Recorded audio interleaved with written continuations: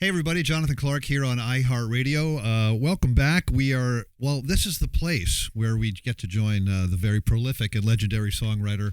He is Noel Gallagher, of course. Welcome, my friend. Good to see you. Thank you very much. How are you? Very good. That is the name of the new EP. This is the place. We should say that. Another EP came out recently, Black Star Dancing, on tour now across America with the High Flying Birds and, of course, touring with the Smashing Pumpkins. And this fall touring with his good friends U2 in Australia. All the tour dates, noelgallagher.com. You know, we're always happy when you announce you're coming back to the U.S. When you see that you're going to go out on tour, and then you might happen to be online or somebody with their phone shows you Mick Jagger dancing 2 weeks after heart surgery, dancing to the Wombats. Are you like, yeah, I'm going to do that when I'm 70? Or are you going to be like, nah, I'm going to be watching Man City on my couch with my friends? Well, I haven't got any moves to protect into my 70s, so I could probably do the standing still thing well into my 90s. Right. Should I ever live to be 90. But will I be doing it at 70? Part of me genuinely hopes not, and then an equal part of me hopes I genuinely am.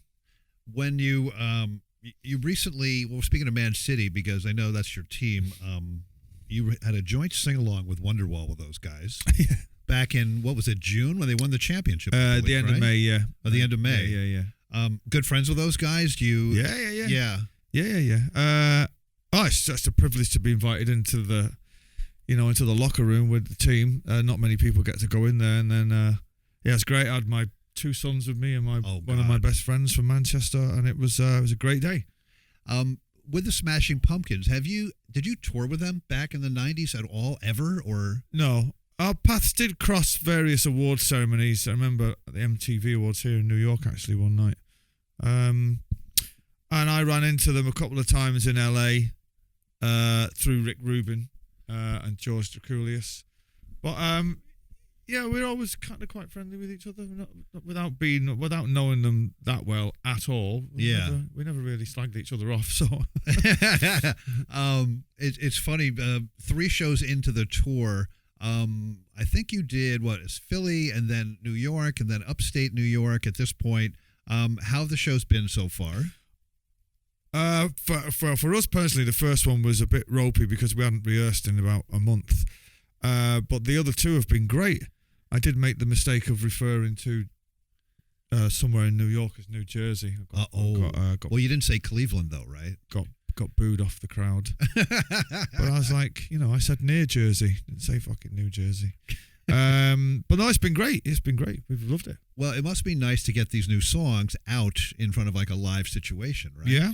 Yeah. Because we didn't really play that much in England after Black Star Dancing came out. We did a few gigs, like a handful of theatres, and then went off on festival season.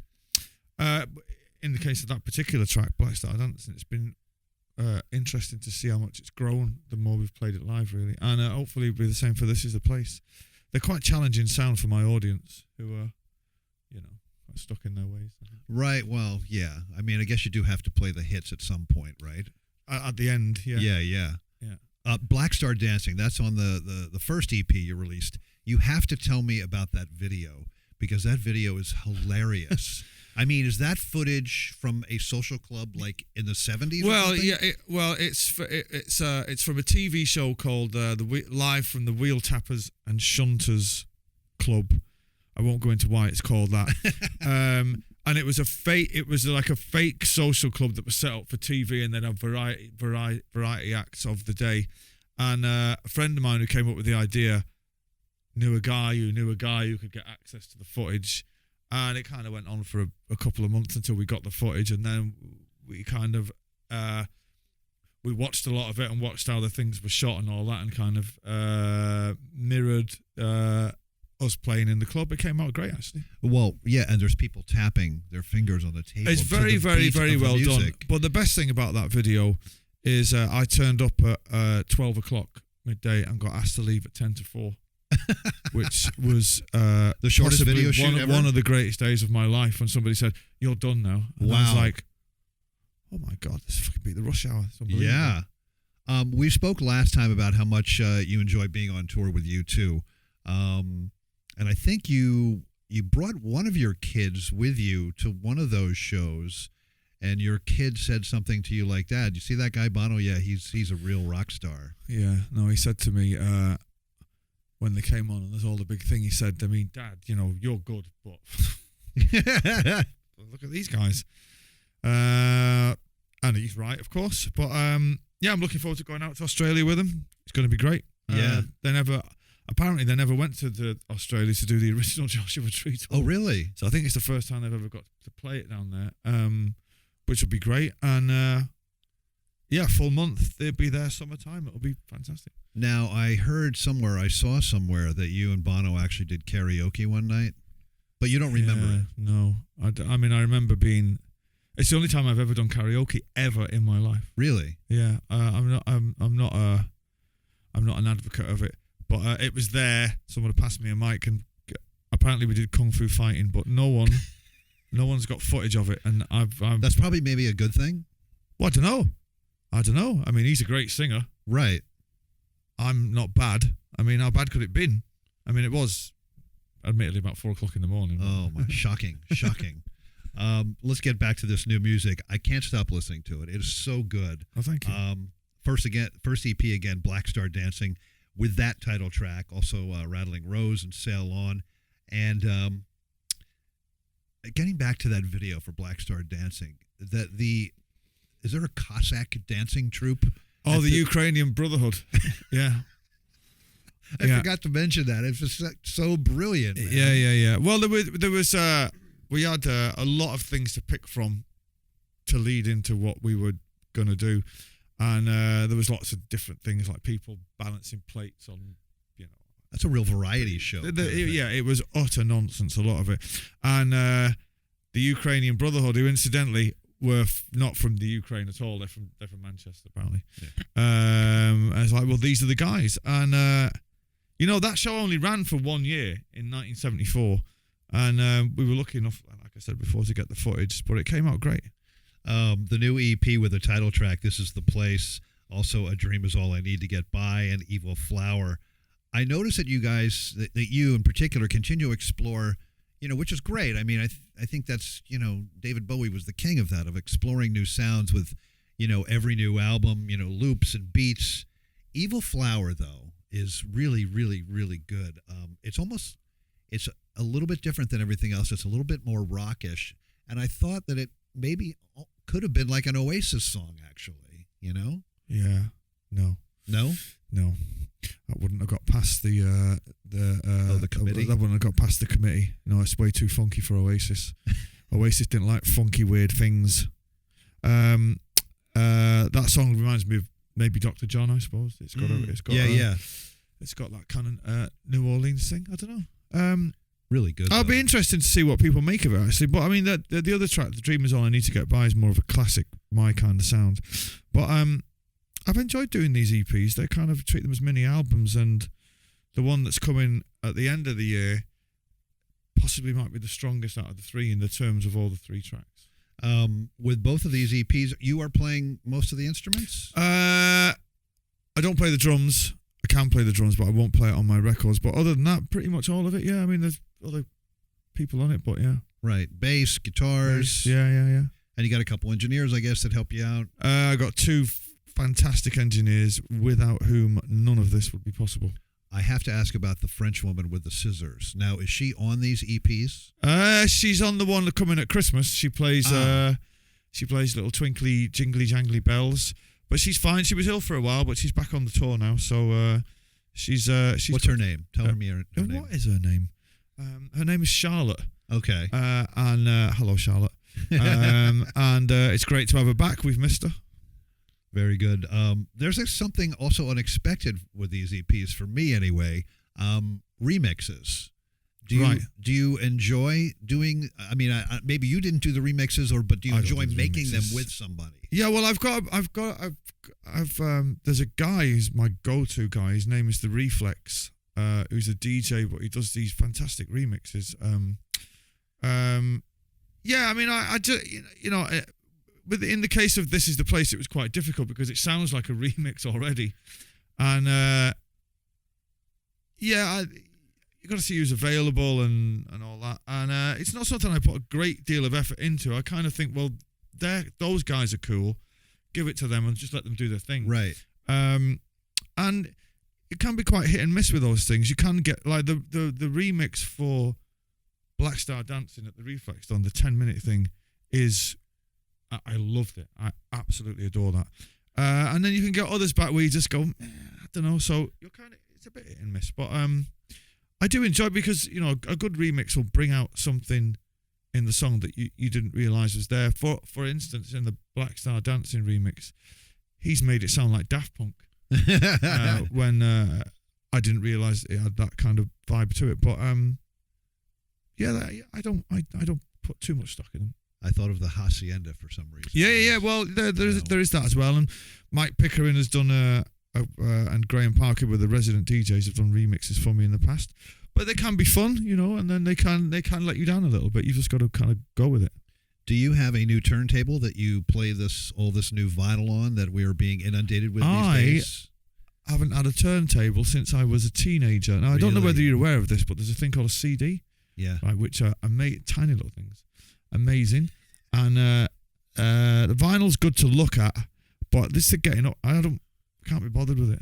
CDs and it's all on the iPad now anyway, isn't it? Well, back in the day when you get a double album, you could open it up, pour your weed in it, and clean the weed out, get the seeds out. All right. You know, it's a nice little operation, but it serves a dual purpose. I mean, the glory days of rock are over, aren't they? Yeah.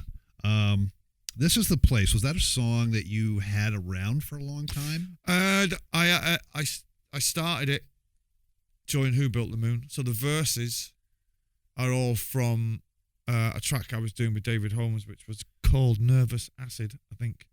And we both liked the verses, and he loved the chorus, and I didn't like the chorus.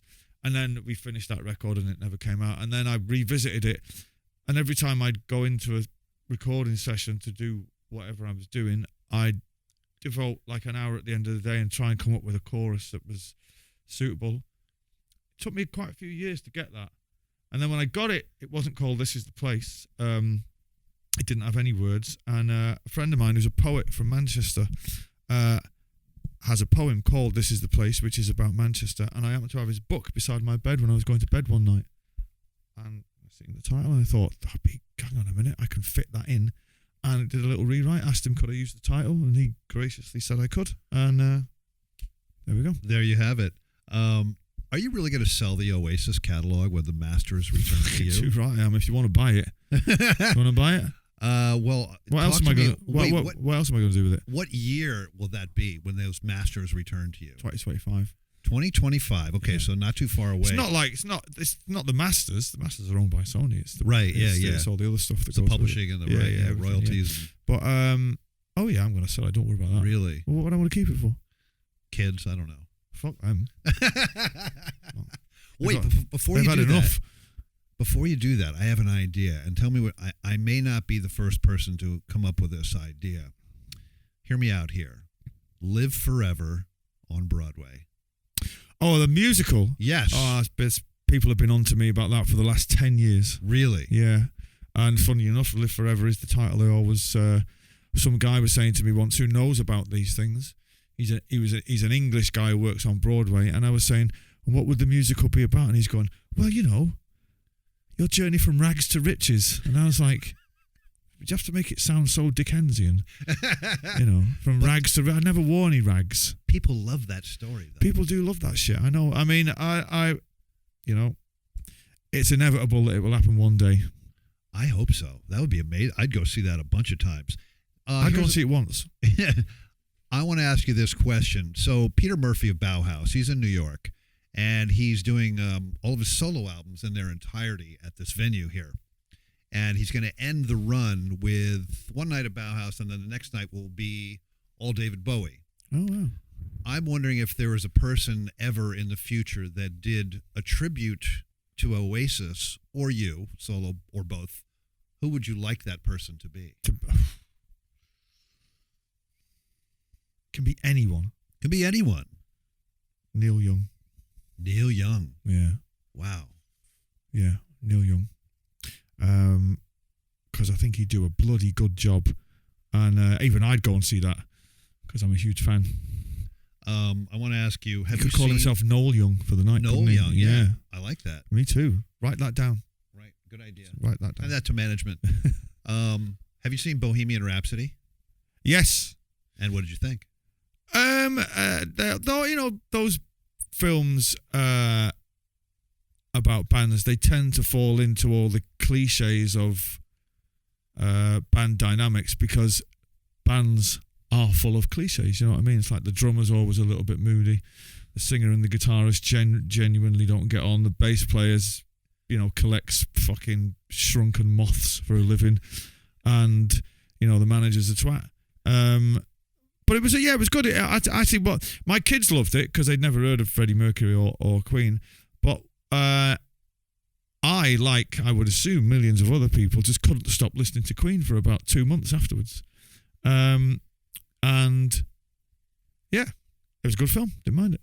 I want to ask you about Yesterday. Did you see that film? I didn't see that film. No, I didn't see it either. No, I can't have the premise of it. It's just ridiculous. How about Rocket Man? Did you see that? I haven't seen Rocket Man. My wife's seen it. She said it's pretty good. Yeah. Well, thank you so much for spending some time with us. He is Noel Gallagher, and the new EP is This Is the Place. He's on tour all around the world. All the tour dates, noelgallagher.com. Thank you so much, man. All around the world, all the time. That's what I do. Thank you. Hey guys, thanks for watching. Make sure to subscribe for more videos from your favorite artist. And while you're here, check out these other videos.